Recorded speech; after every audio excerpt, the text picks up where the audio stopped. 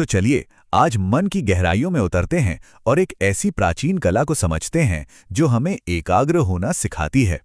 क्या ये मुमकिन है कि एक मंदिर पूरी तरह से हमारे मन के अंदर बस सकता है? आज हम एक ऐसी ही कमाल की आध्यात्मिक तकनीक के बारे में बात करने वाले हैं, जो हमें सिखाती है कि ये कैसे संभव है। इसे कहते हैं मानस पूजा, मतलब मन से की जाने वाली पूजा। ये एक ऐसी पूजा है जिसमें किसी भी बाहरी चीज की कोई जरूरत नहीं होती। सब कुछ हमारी कल्पना में ही होता है। आज हम ध्यान और इस अनोखी पूजा के रहस्यों को समझेंगे।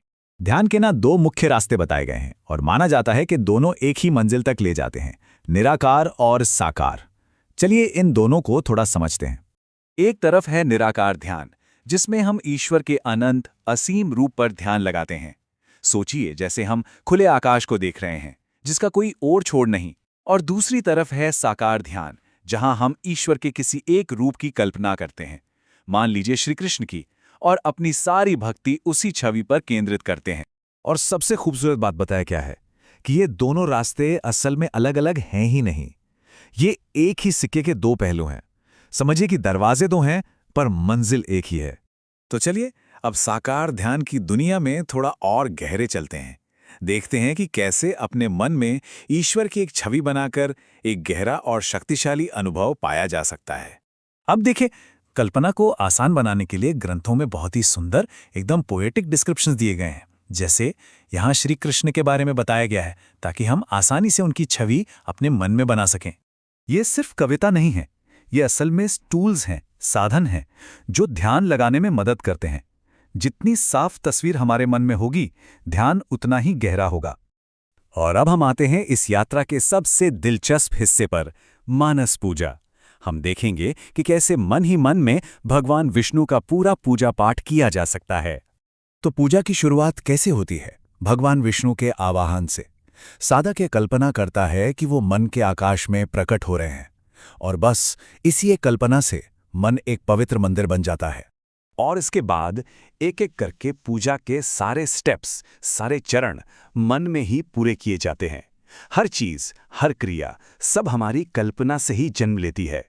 मन मंदिर बन जाता है और हमारे विचार ही फूल और प्रसाद बन जाते हैं। तो ये हैं पूजा के चरण, आवाहन से लेकर आरती और परिक्रमा तक। सब कुछ बिल्कुल एक पारंपरिक पूजा की तरह ही है। बस फर्क इतना है कि ये सब मन के अंदर हो रहा है, बिना किसी बाहरी सामान के। सबसे पहले दिव्य चरणों को धोने के लिए मानसिक रूप से जल चढ़ाया जाता है। कल्पना की जाती है कि पवित्र जल कमल जैसे कोमल चरणों को धो रहा है। फिर माथे पर चंदन और कुमकुम का तिलक लगाया जाता है। उसकी ठंडी भीनी भीनी खुशबू को महसूस करने की कल्पना की जाती है।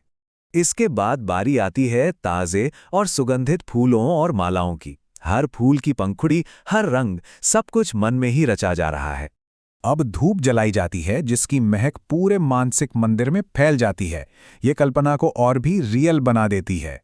और फिर होती है आरती। घी के दियों की रोशनी, ये अज्ञान के अंधकार को दूर करने का प्रतीक है। उसकी गर्मी और चमक को भी महसूस किया जाता है। और पूजा का समापन होता है एक भव्य भोजन से। 56 भोग, हर व्यंजन का स्वाद, उसकी महक, सब कुछ कल्पना में ही तैयार किया जाता है और परोसा जाता है। यह मन की असीम रचनात्मक शक्ति को दिखाता है।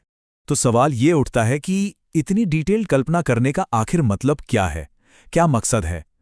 यह सिर्फ एक कर्मकांड नहीं है।